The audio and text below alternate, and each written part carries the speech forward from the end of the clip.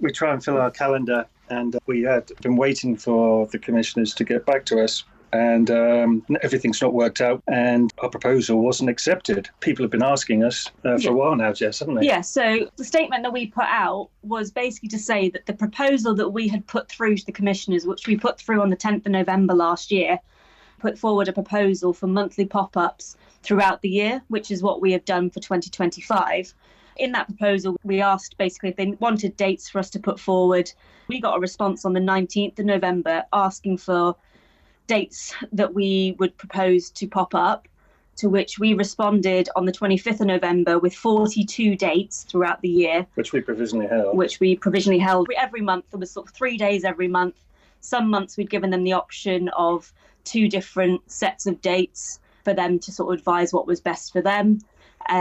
We never received a response back to say that they'd received those dates or that they'd put those forward. We chased them again a month later for an update, but that was sort of close to Christmas, so we didn't hear anything back from them till afterwards, which we chased them several times with phone calls. We then received a call on, I think it was the 7th of January, which they then said that we had been put forward into the next meeting for it to be discussed, which meant that we'd missed our January dates that we'd put forward, which we accepted. That was fine. We understood that had happened. And I then spoke to somebody in the office at the end of January. They'd said they still hadn't made a decision on the use of the square, but they had hinted that they were potentially only looking at the summer months for it to be used, but that our proposal was then pushed forward into the next meeting to be discussed again. And I think that was around the 11th of February, which is then on the 17th of February, I actually called the commissioners before we received the email that they've released in their statement to ask for an update as we were going on our holidays. Just want to know what was going on because we'd held all these dates for them, which is then when we received the response that they said they were happy for us to pop up in collaboration with the Ballycastle market. So that was the only dates that they could facilitate any of our pop-ups, which are the dates that they've given in their statement. But all of those dates, none of those correspond to the 42 dates that we'd already given them, which we then responded with. And in order for us to pop up for those dates, we would have had to contact the Ballycastle market ourselves to collaborate with them, which we'd be happy to work with them. It's just unfortunate that those dates didn't work out for us. Having already held 40 dates already. Yeah, 42. Which we then sent a response to say after our holidays, which I think they'd said, obviously, the day that we released our statement, we'd sent an email to say, I think they've released the actual email.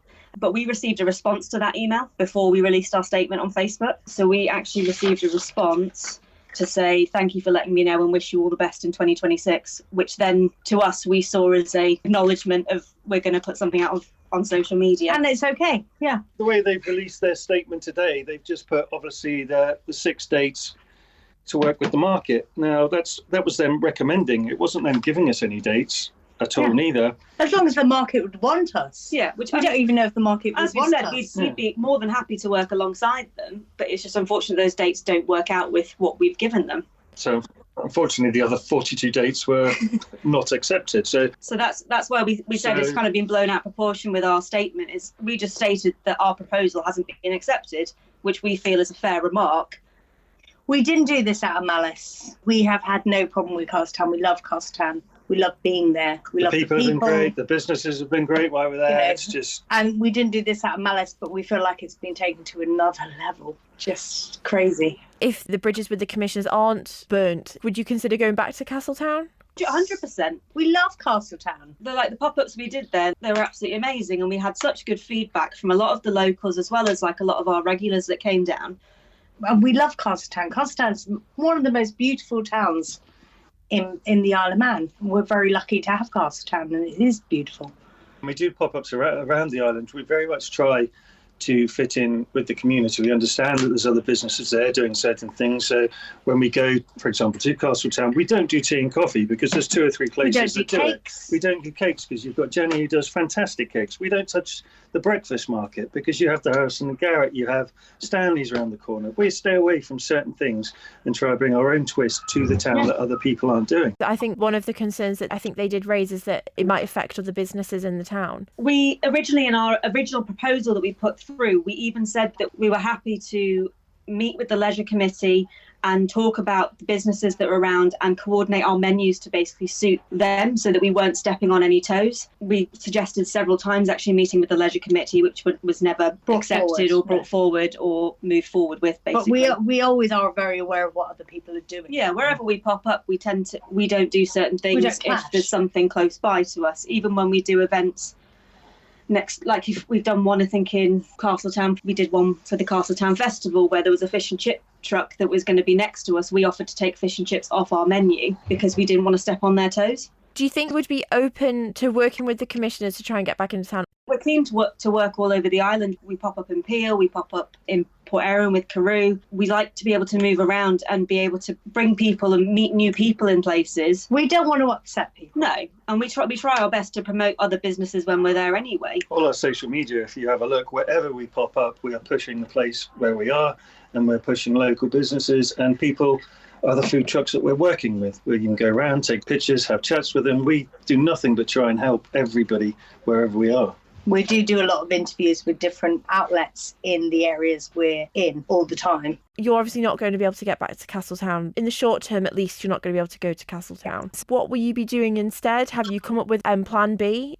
Plan B, we're still in discussions with a few other people. We don't really want to put it out there just yet at the moment with everything that's going on. But we have a few other things in the pipeline. So we just want to get on with this year now and focus on what we're doing. We're back in Peel now as well, which is great this year. We just want to get on with what we do and what we love doing now and put this behind us. Thank you for making it to the end of the Manx Radio newscast. You are obviously someone with exquisite taste. May I politely suggest you might want to subscribe to this and a wide range of Manx Radio podcasts at your favourite podcast provider so our best bits will magically appear on your smartphone. Thank you.